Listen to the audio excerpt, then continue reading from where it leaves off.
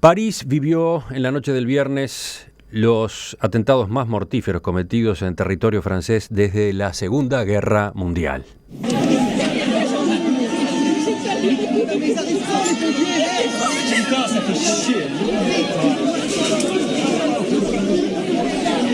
Todo comenzó a las 21:20 hora local, cerca de una de las puertas del estadio donde las selecciones de fútbol de Francia y Alemania jugaban un partido amistoso, con el presidente François Hollande como uno de los espectadores. A esa hora, un terrorista activó una carga explosiva que acabó con su vida y también con la de un transeúnte.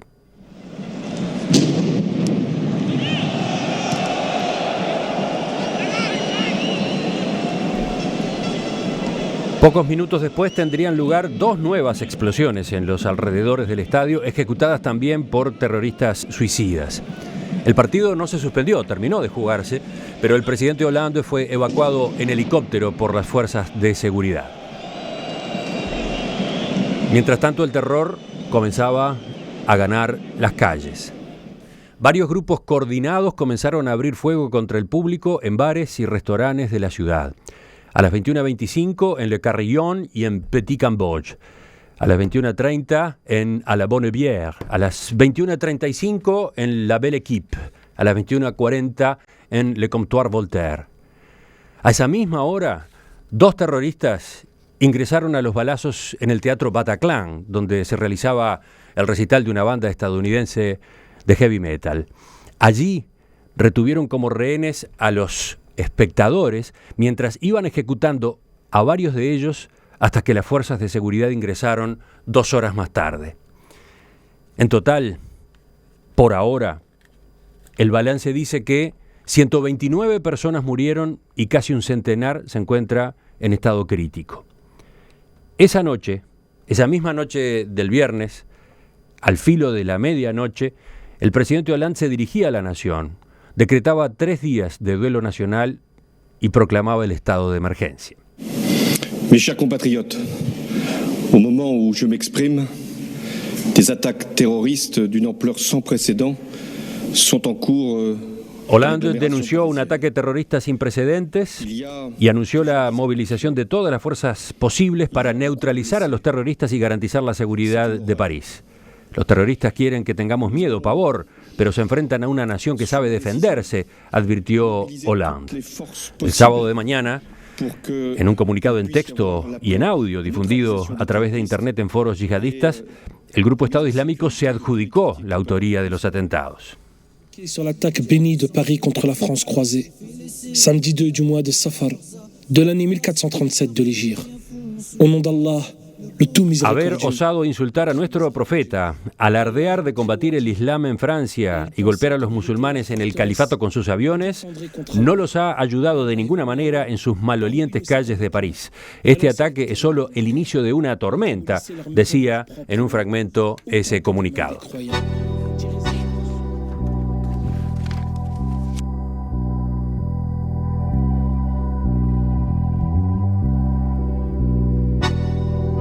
¿Por qué Francia? ¿Qué es lo que buscan los terroristas con estas acciones? ¿Cómo se combate a Estado Islámico y a los movimientos yihadistas que sembran el terror? Estos son algunos de los temas que han quedado sobre la mesa luego de los ataques del viernes y que nos interesa abordar en los próximos minutos, para lo cual convocamos a Susana Mangana, que está con nosotros en estudio. ¿Qué tal, Susana? Hola, muy buenos días. Y a Rafael Mandresi, nuestro corresponsal en París, que está justamente en la ciudad donde reside. Buen día, buenas tardes para ti, Rafael. Hola, ¿qué tal, Emiliano? ¿Qué tal, Susana? Ambos, Susana y Rafael, escribieron ya sus primeros análisis con los hechos en caliente el sábado. Están publicados en nuestro sitio en internet. Hoy los estoy convocando para que charlemos entre los tres, para que con un poco más de distancia busquemos entonces algunas respuestas. Y lo primero que te pregunto, Susana, es ¿Los ataques de París marcan una nueva estrategia de Estado Islámico? No, yo no diría que es una nueva estrategia, sino que es un paso más, un estadio más en esa estrategia. La desterritorialización del Islam, que ya viene produciéndose desde hace décadas, a lo que nos enfrenta es justamente a la existencia de musulmanes también radicalizados en territorio europeo, en territorio occidental, porque también los hay en Canadá o en Estados Unidos. Lo que ocurre es que hasta ahora estábamos acostumbrados a que golpearan allá, lejos de nosotros, en Beirut, en Siria, en Bagdad, en Yemen, por ejemplo, ¿verdad? Porque también habría que hablar de otra guerra muy silenciada en los medios, la de Arabia Saudí y una coalición de países suníes contra Yemen, porque ahí también hubo muertos. De todos modos estaban acercándose, ¿no? Porque el 9 de octubre hubo un atentado terrorista en Ankara, Turquía, claro, contra una marcha organizada por grupos procurdos, 102 muertos. Sí. Y a fines de octubre estuvo el caso de este avión ruso que explotó en el aire después de salir de Egipto, 224 víctimas. En lo que, bueno, los servicios de inteligencia consideraron una acción de ISIS, del Estado Islámico, apuntando también, en definitiva, a Europa, ¿no? A Europa desde Europa, por ejemplo, sale buena parte del contingente de turistas que va a ese balneario egipcio desde donde había salido el avión, etcétera, ¿no? Es parte de la estrategia de todos los grupos yihadistas que ya conocemos, desde Yihad Islámico, Jamaat Islamiyya, Al-Qaeda y ahora este ultra conocido y archifamoso grupo terrorista que es el Estado Islámico. Es decir, siempre van a tener una excusa y eso es lo que tenemos que comprender. Es cierto que Francia ahora también dio un vuelco a su participación, esa coalición de países que hace más de un año y medio que supuestamente bombardean posiciones del Estado Islámico sin haber concretado ningún éxito tangible, pero siempre van a encontrar los fanáticos una razón para atentar contra Occidente. Y eso es lo que tenemos que entender, que no hay que aceptar sus argumentos como excusas y disculpas para la barbarie. Rafael, desde allí, ¿cómo se ve este aspecto? ¿Hay una nueva estrategia del Estado Islámico? No sé, en ese terreno Susana conoce mucho más que yo. Lo que sí hay, estoy seguro, es una nueva situación en Francia en relación con el Estado Islámico y sobre todo en relación con lo que trágicamente inauguró el atentado del viernes en una modalidad que hasta ahora en Francia no había existido, sí en otros países y en épocas en las que el Estado Islámico aún no existía ni operaba. A mí lo primero que me vino a la mente como antecedente y como recuerdo son los atentados de Madrid en Atocha. Es decir, la primera vez en la historia en Francia que se comete un atentado suicida. En realidad hay que anotar que en estos ataques del viernes los terroristas utilizaron tres técnicas, entre comillas, sí, ¿no? Por un lado, hombres bomba, por otro, sí, ataque a tiros con fusiles y con ametralladoras, y por último, secuestro de rehenes, ¿no? Sí, pero en todos los casos con la convicción de que al cabo de las operaciones, de todas maneras, lo que los esperaba era la muerte. Es decir, los que entraron en el Bataclan sabían que no iban a salir vivos de allí.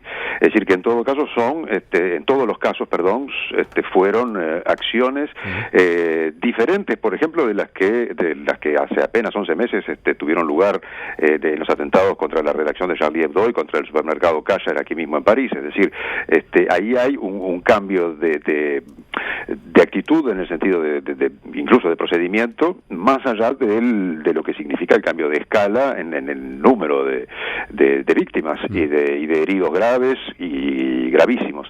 En cuanto a la organización Estado Islámico, lo que a mi modo de ver, por lo menos visto desde el sitio donde estoy, es decir, en París, ha cambiado, en todo caso se ha acentuado, es el discurso y ya las acciones, puesto que ya hubo bombardeos ayer, en el sentido de implicar más aún de lo que estaba a Francia en una estrategia militar y en un combate concreto, ¿no? De eso vamos a hablar más adelante. Sí, Susana, ¿qué agregabas tú? Claro que, a ver, yo comparto el análisis de Rafael. A ver, el tema del suicidio en el yihadista, esto también está estudiado. Los yihadistas saben que tienen que golpear muy duro y parejo, que tienen que causar el mayor número de bajas, porque saben que no van a salir vivos de ese atentado. Yo creo que en ese sentido Francia ha tenido una seguidilla. Recordemos a Mohamed Merah, también aquel lobo solitario que también se había radicalizado en parte en base a las redes, y esto hay que decirlo. Hoy las nuevas tecnologías sirven para que personas jóvenes, desarraigadas, que no están bien aceitadas, bien integradas en nuestra sociedad occidental, por más que nosotros no lo podamos aceptar y comprender, hay personas que son de tercera, cuarta generación ya en el caso de Bélgica o de Francia, que sienten que no pertenecen o que no desean pertenecer a la nación francesa o al territorio europeo, porque entienden que les ha pagado mal, entienden que no es el modelo de vida que quieren seguir. Hay una gran cantidad de líderes o pseudolíderes religiosos residiendo fuera y dentro de Europa que incitan a ese discurso del odio y por tanto que les llevan a pensar que realizando estos actos se acercan a Dios, que realmente están sirviendo ahora al protoestado islámico que se está en su cabecita gestando en Siria y en Irak. Ahora, el combate al Estado Islámico se está centrando en los bombardeos, en sistematizar un bombardeo que es ineficaz, y yo no oigo hablar de cortar la financiación. De eso vamos a hablar después, pero yo quiero todavía quedarnos en lo que ocurrió, ¿no? Sí. Quedarnos en lo que ocurrió, porque aparecía recién la referencia a lobos solitarios. Es bastante claro que esto que ocurrió el viernes no estuvo a cargo de lobos solitarios. Es más, todo indica que quienes llevaron adelante este operativo estaban muy bien coordinados y existe la posibilidad firme, además, de que hayan recibido asesoramiento y hasta apoyo logístico desde la base de Estado Islámico. ¿Cómo se ve este detalle, Rafael? Sobre todo a partir ligado con esta pregunta, ¿cómo los servicios de inteligencia de Francia no detectaron una acción de esta envergadura? Sí, esa es una pregunta clave. Como decías, esto evidentemente es un operativo muy bien planificado, la coordinación, en fin, toda la manera en cómo se desarrolló muestra que en este caso, a diferencia de Mohamed Merah que citaba recién Susana, es un hecho, digamos, que no responde a una iniciativa individual de una radicalización, sino que hay acá una organización muy clara que tiene que haber llevado su tiempo poner en práctica, lo cual acentúa justamente la importancia de la pregunta que hacías respecto de los servicios de inteligencia. Tengamos presente que Francia está alerta ante esta posibilidad desde hace tiempo, pero en particular desde enero, cuando los ataques contra Charlie Hebdo. Sí, digamos, entre el mes de enero entre ese ataque a Charlie Hebdo y el atentado del viernes pasado, hubo varios atentados de cierta importancia, según se dice, aunque nos han dado detalles, que fueron desmantelados en fase de preparación. Una de las respuestas que se ha estado manejando respecto del hecho de que hayan escapado a los controles o que no hayan sido detectados, es el circuito belga de la preparación, en la medida en que allí lo que se estaría poniendo en evidencia sería una falla en la coordinación entre los servicios de inteligencia respectivos de ambos países y quizá de algún otro país que podría estar también, a medida que avance la investigación, apareciendo como uno de los territorios o de los circuitos por donde todo este asunto fue preparado y manejado. De todas maneras, lo que sí es importante tener presente es que por mejor servicio de inteligencia de que se disponga, por cuanto mayores sean los recursos humanos y materiales de que dispongan, de todos modos el riesgo cero no existe. Uh-huh. Para dar algunos elementos cuantitativos que pueden tal vez ayudar a visualizar mejor el punto. En este momento se calcula que en territorio francés hay 4.000 personas, franceses todos de nacionalidad, que han hecho en el curso de los últimos tiempos alguna estadía en las zonas donde opera Estado Islámico o donde tiene algún tipo de influencia y que han regresado. el regreso no puede impedirse por razones legales. Sabiendo que existen esas 4.000 personas, bueno, entonces habría que vigilarlas para ver exactamente cuáles son los pasos que siguen en la medida en que esos viajes las convertirían en potenciales sospechosos. Solo que para que la vigilancia sea efectiva, habría que disponer de 25 personas por cada uno de estos sospechosos.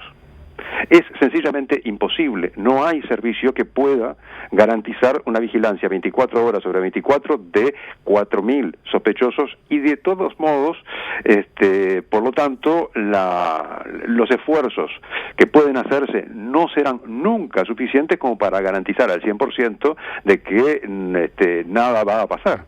Es decir, no hay plan de seguridad, plan antiterrorista en estas condiciones que pueda alcanzar un nivel de riesgo cero que por lo tanto no existe. No es para disculpar eventuales fallas que pueda haber habido en este operativo, quizás las haya habido, pero aún sin fallas, eso no descarta totalmente la posibilidad de que actos como este ocurran, como ocurrió y como se teme que pueda volver a ocurrir. Estaba leyendo declaraciones que hace Martin Riddon, un veterano del FBI de Estados Unidos, hoy consultor en temas de seguridad y terrorismo. Dice: lo que más desconcierta sobre los ataques de París es que, además de estar claramente bien planeados y coordinados, su ejecución fue simple y requirió muy poca tecnología. Susana Mangana es doctora en estudios árabes e islámicos por la Universidad Autónoma de Madrid. Rafael Mandresi es doctor en filosofía por la Universidad de París 8, historiador y escritor. Con ellos estamos examinando esta mañana el escenario que queda planteado luego de los ataques ocurridos en París el viernes de noche.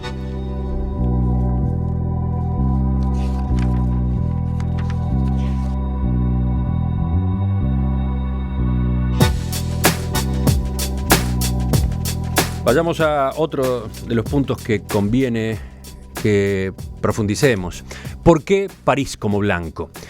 Uno de los terroristas que tomaron el Teatro Bataclan gritaba: les vamos a hacer lo que ustedes nos hacen en Siria. Y por otro lado, si vemos el debate que se dio en las redes sociales y sobre todo en nuestro país, apareció mucho este tipo de razonamiento. La culpa de estos hechos la tienen Europa y Estados Unidos por sus políticas en África y Medio Oriente. ¿Cómo ven esto? ¿Cómo ven este punto? Susana primero. Sí, conozco ese argumento y bien de cerca porque me lo dicen prácticamente a diario.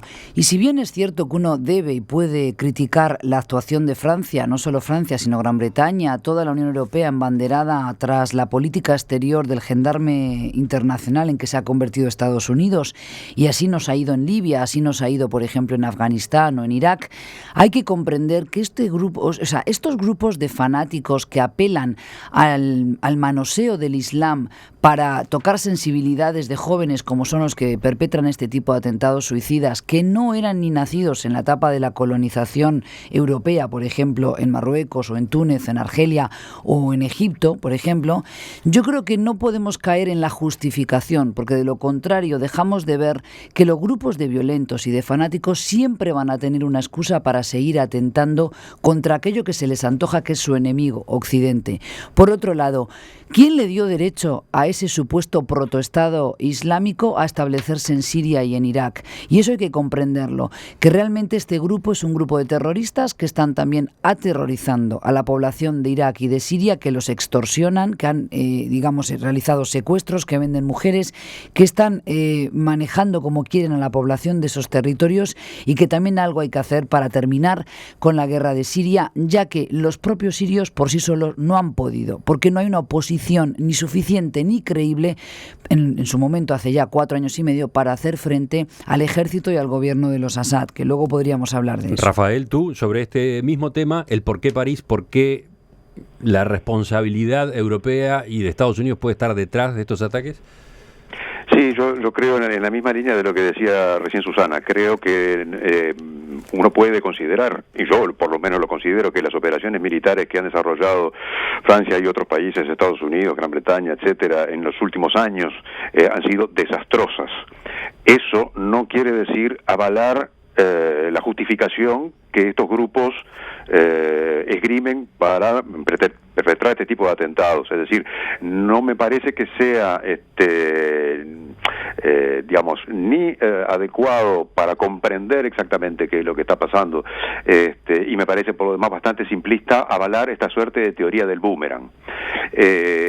¿Por qué Francia? ¿Por qué París? Bueno, entre otras razones, porque es evidente que un atentado en París va a tener una repercusión internacional mucho mayor, como la que tuvo el atentado de las Torres Gemelas, como la que pudo haber tenido el atentado en Londres o en Madrid, que si el atentado se comete en otro sitio. Es decir, hay también que entender que acá hay una estrategia de comunicación, aunque parezca terrible decirlo así. La elección de París tiene que ver con eso. Si uno se atiene, por otra parte, a los términos del comunicado en el que la organización Estado Islámico reivindica el atentado, hay otras consideraciones allí también, de París es la capital de las abominaciones y de la perversión, donde se ingresa en otra, digamos, en otro registro también del discurso de este y de otros grupos, que tiene que ver con, digamos, el ataque a lo que a sus ojos representa algo no solamente muy alejado, sino probablemente contrario al tipo de sociedad que quisieran ver establecida. Es decir, que el asunto es bastante más complejo, me parece a mí, y fue París, pero podría haber sido otro lugar comparable o análogo. Es decir, yo no creo que haya allí que tomar demasiado al pie de la letra esa suerte de represalia que estaría en juego respecto de las intervenciones. Por supuesto que algo de eso hay también, pero está lejos de ser el único factor y probablemente no sea el más importante.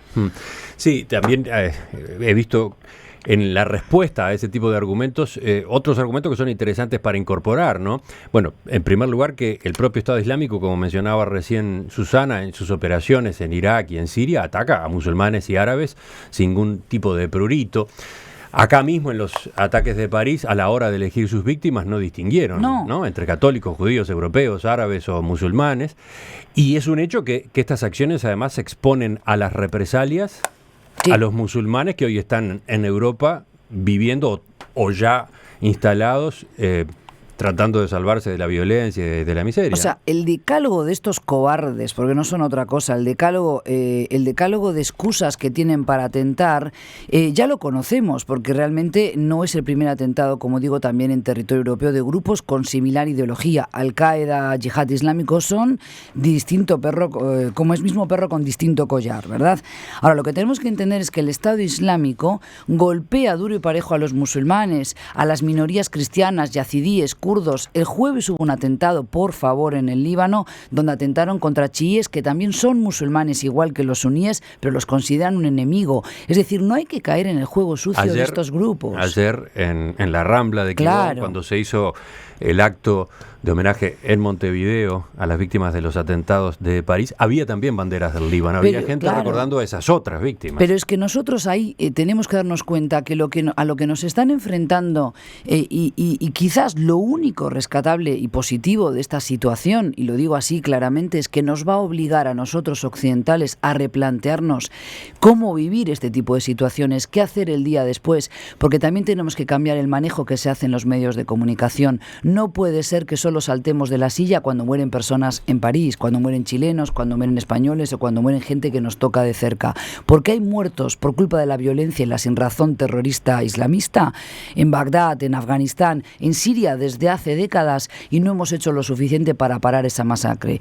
Claro que está muy mal bombardear sobre Siria, porque hoy Francia la emprende con bombardeos sobre Raqqa, donde también van a morir civiles injustamente. Y eso tenemos que terminar con ello. Pero de igual manera creo que no hay que disculpar y justificar la barbarie de este tipo de grupos, porque lo que quieren es su cuarto de hora de atención. La han conseguido. Realmente su estrategia ha sido impecable, porque han conseguido su objetivo: amedrentar a la población, conmocionar al mundo, pero sobre todo amedrentar a la población francesa, que hoy, cuando empiecen a darse cuenta de la magnitud del problema después del shock inicial, seguramente muchos reconsideren si van a una discoteca, si van a un concierto de noche, y eso es a lo que no podemos llegar, a cambiar nuestro modo de vida por culpa del miedo. Rafael, el presidente François Hollande dijo el viernes de noche, y lo dijo también el sábado, Francia está en guerra. ¿Podrías ubicar un poquito esa terminología? ¿Fue una declaración formal de guerra? ¿Ya estaba declarada? ¿Qué implica este pronunciamiento? No es una declaración formal de guerra en la medida en que no hay, propiamente hablando, un Estado al que declararle la guerra. Es una declaración que indica, es el uso de una palabra que indica una voluntad de respuesta y los medios a través de los cuales principalmente se quiere poner en práctica esa respuesta. No es la primera vez que se emplea ese término, probablemente sea así una de las veces en que se lo ha empleado con mayor insistencia y con mayor fuerza de parte del actual gobierno. Sobre el punto de estamos en guerra, nos han declarado la guerra, etcétera, la oposición de derecha al gobierno actual comparte absolutamente el criterio y personalmente creo que es un profundo error desde todo punto de vista. En la medida en que, propiamente hablando no hay una guerra, pero más allá de la tecnicidad acerca de si es una guerra efectivamente o no en términos formales, el asunto reside, a mi juicio, en la pertinencia de enfocar el asunto en términos militares. No es con militares que se hubiera evitado lo del viernes, sino con policía. Es decir, es un trabajo policial, es un trabajo de inteligencia, como hablamos hace un rato, y no es un desempeño militar el que va a modificar nada de lo que está ocurriendo, y mucho menos si ese desempeño militar se limita a bombardeos que, insisto en una cosa que dijo Susana hace un rato, han demostrado su eficacia más que relativa, de modo tal que a lo que conduce en definitiva esta especie de discurso beligerante bélico es, por un lado, a consagrar a esta organización terrorista como un enemigo militar, es decir, a consagrarlo como lo que quiere ser en el fondo, y en segundo lugar, algo que me parece sinceramente espantoso, y es a poner a la población entera, porque si Francia está en guerra, la población entera pasa a poder ser considerada como un combatiente. Es decir, que se acabó el tema de las víctimas civiles en ese marco de pensamiento, y lo que estás haciendo es legitimar que se baje a cualquier persona que se va a comer una pizza o que se va a tomar un café como si fuera un soldado enemigo. Es sencillamente absurdo y peligrosísimo, por lo menos desde mi punto de vista. ¿Qué es lo que puede venir después de los ataques de París del viernes pasado? Bueno, en primer lugar existe el riesgo de que continúe la escalada de actos terroristas, tanto en Europa como en Estados Unidos. No en vano, el comunicado de Estado Islámico señaló, por ejemplo, podemos envenenarles el agua que beben. Hoy, sin ir más lejos, el primer ministro francés, Manuel Valls, advirtió que se preparan nuevos atentados contra su país y otras naciones de Europa. Vamos a vivir mucho tiempo con esta amenaza y hay que prepararse, añadió. Por otro lado está el riesgo de ataques xenófobos contra migrantes e hijos de inmigrantes en Europa. ¿Cuántas veces se escuchó esta frase en estas horas? Entre ellos están los culpables o los futuros atacantes.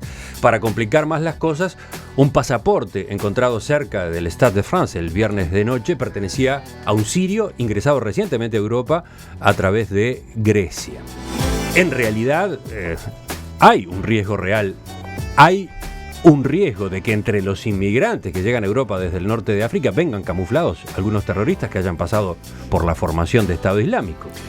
Claro que sí. Eso genera un gigantesco desafío para Europa. Por eso quizás el presidente de la Comisión Europea, Jean-Claude Juncker, advirtió contra cualquier tentativa de transformar la política europea de refugiados a raíz de los atentados de París. Dijo, quienes perpetraron los atentados son exactamente aquellos de los que huyen los refugiados y por tanto no es necesario revisar en su conjunto la política europea, aunque es cierto, implica desafíos importantes. Apunto estas consecuencias posibles sin tiempo para que las desarrollemos en este momento. Las dejo ahí anotadas porque quiero preguntarles a Susana Mangana y a Rafael Manderesi sobre otras consecuencias. El enfrentamiento, el combate. ¿Cómo se hace? Francia ya anunció ayer algunas represalias militares. Hay una coordinación con Estados Unidos para avanzar más en esa dirección. Aparentemente también hubo un mejor ambiente Estados Unidos-Rusia, que estaba manejando estrategias distintas en las acciones militares contra Estado Islámico, luego de un encuentro informal que mantuvieron ayer en Turquía, Obama y Putin. Pero ¿por dónde hay que ir? Yo iría primero por comprender que países como Francia, Bélgica, pero también Italia, que ya tienen una población musulmana importante, con cifras abultadas, es perfectamente posible que en 10 millones de personas que residen de fe musulmana en Francia, algunos locos sueltos, porque no dejaron de ser por ahora, lo que sabemos es 8 terroristas que realizaron esta masacre, con lo cual no es un número abultado y eso lo tenemos que tener para poner paños fríos a la situación, a la noticia. Ahora bien, en el plano militar los logros han sido y siempre van a ser muy escasos. Esto hay que combatirlo en distintos niveles, pero para empezar con la educación, con los planes de integración de los migrantes, educando a los propios en cómo la multiculturalidad, la diversidad, la pluralidad de religiones, de credos, de distintos tonos de piel, agrega valor a nuestras sociedades en el siglo XXI, donde todo viaja rápido, las personas también. Pero por otro lado, educando a estos migrantes también para que se apropien de nuestro acervo cultural en Europa.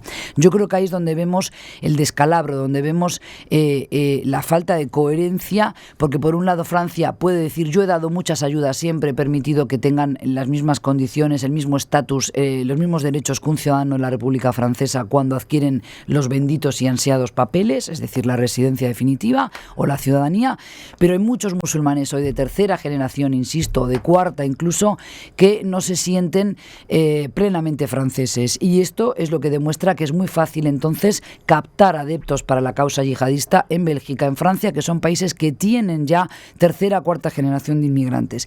Pero hay otro plano, y es exigir responsabilidad a los socios y a los aliados de las grandes potencias. Ahí está Estados Unidos, con su alianza más que cuestionable con países como Arabia Saudí, Qatar, Kuwait, que son responsables de haber dado cobijo y financiado la ideología extremista que en 20 años finalmente cristalizó, y que hoy tenemos ahí los grupos como Al-Qaeda, Bin Laden, que era nacido en territorio saudí.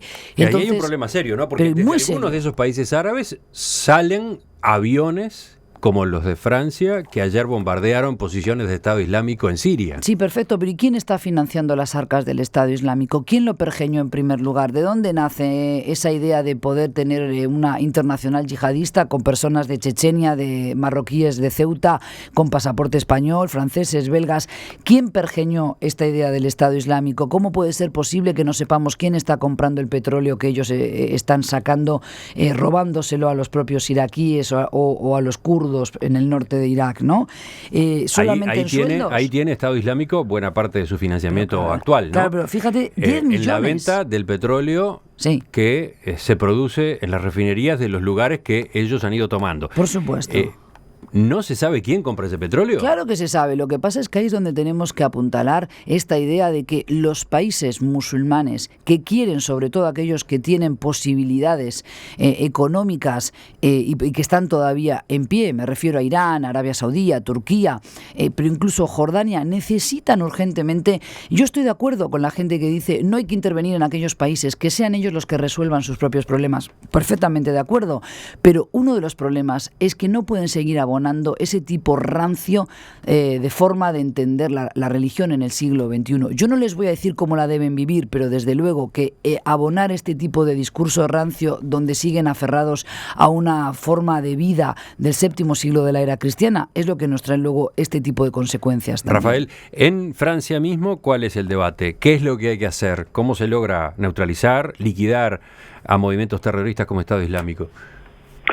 Bueno, en primer lugar, en cuanto al después concreto, desde ya les puedo adelantar que el estado de emergencia que se decretó va a durar 3 meses, por lo menos, y que esto es una de las cosas que con toda probabilidad va a anunciar François Hollande esta tarde cuando se dirija al Parlamento, cuando haga un discurso ante el Parlamento. Es decir, que hay ese tipo de consecuencias en el plano interno. Una consecuencia que implica después en la práctica, como ya sabemos, por ejemplo, restricción de las libertades, ¿no? Por ejemplo, despliegue de un sistema cada vez más fuerte de dispositivos de seguridad, etcétera.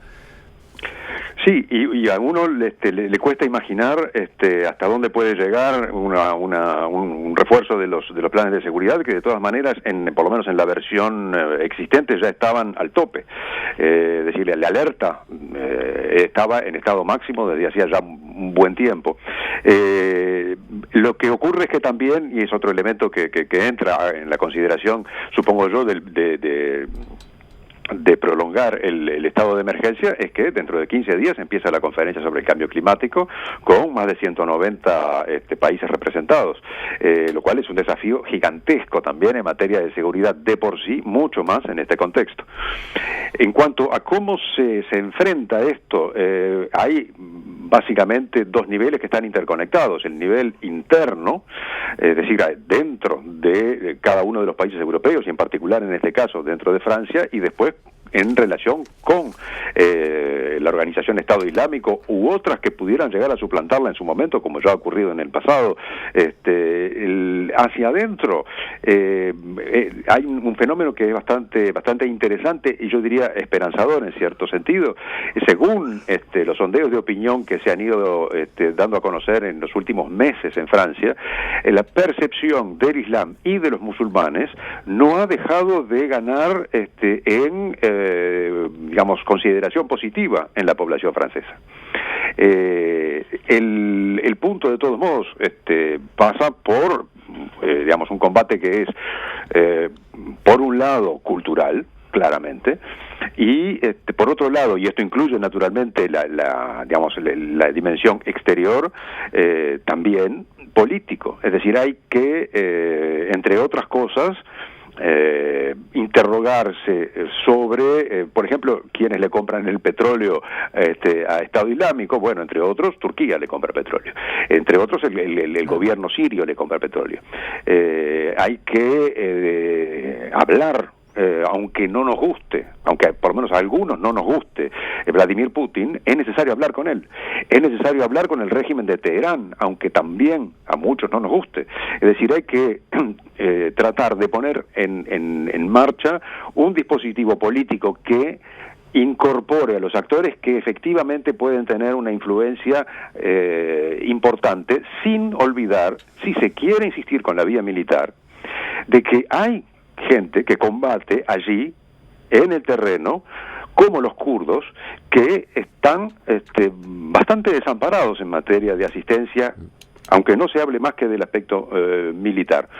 Y por último, creo que conviene recordar que todas estas personas adoctrinadas, entrenadas, que cometen después los atentados y que tienen la nacionalidad francesa en este caso, no son todas de origen inmigrante, aunque sea de segunda, tercera o cuarta generación. Hay gente que se llama Dupont, hay gente que se llama Rossi, hay gente que se llama Pérez, y que ingresan en el mismo registro, y que por lo tanto habría que también hacer un esfuerzo por extraer una componente de identidad étnico-religiosa, entre otras cosas para descomprimir las reacciones que puedan existir respecto de personas que por el mero hecho de ser musulmanes o árabes se sienten agredidas personalmente, no solamente por los atentados, sino a su vez por la mirada que después se va a posar sobre ellos en razón de la atribución de esos atentados a personas que pertenecerían eventualmente al mismo mundo, y también porque permite poner el énfasis en vías de radicalización que pueden tocar a gente que en principio es ajena tanto a la religión musulmana como a las poblaciones digamos de origen migratorio, y que debería conducir a plantearse otro tipo de preguntas precisamente acerca de los mecanismos por medio de los cuales se consigue ganar también a personas de ese tipo como eventuales adeptos. En perspectiva, desde 1985. Rafael Mandresi desde París, Susana Mangana aquí en Montevideo. Les agradezco el aporte de esta mañana. en un primer intento de abordaje de este escenario nuevo. Susana, ¿te quedó algo? Sí, bueno, acercándolo como siempre a casa, porque también importa ver cómo va a ser la reacción aquí en la calle, entre la opinión pública en Uruguay. Hay que comprender que la comunidad musulmana, árabe, musulmana residente en Uruguay es sumamente pequeña, no llega a 300 personas, y en cuanto a los conversos, que es, digamos, esa figura de la que hablaba ahora Rafael, aquellos que se pueden apellidar Rossi, por ejemplo, pero se han convertido al Islam, son incluso mucho menos, ¿no? Son apenas 50 personas. Todavía estamos pendientes de ver si vendrá el segundo contingente de familias sirias, que por favor no se extienda la simplificación, la tentación de generalizar y decir ¿para qué nos vamos a comprar un segundo problema? Porque también, de alguna manera, ahí estaríamos perdiendo una de nuestras cualidades, que es la capacidad de ser solidarios con aquel que necesita una mano, ¿no? Y eso creo que es muy peligroso cuando empezamos a hacer ese cálculo de conviene que estemos en el Consejo de Seguridad de Naciones Unidas, conviene que digamos tal cosa. Yo creo que a veces uno no tiene que pensar en qué va a ocurrir si digo esto, sino que tiene que ser honesto con sus creencias. Susana, Rafael, hasta la próxima entonces. Hasta la próxima. El tema sigue porque en nuestra agenda hoy en Perspectiva aparecerá dentro de unos minutos en la mesa de este lunes. Este contenido lo encontrás en www.enperspectiva.net.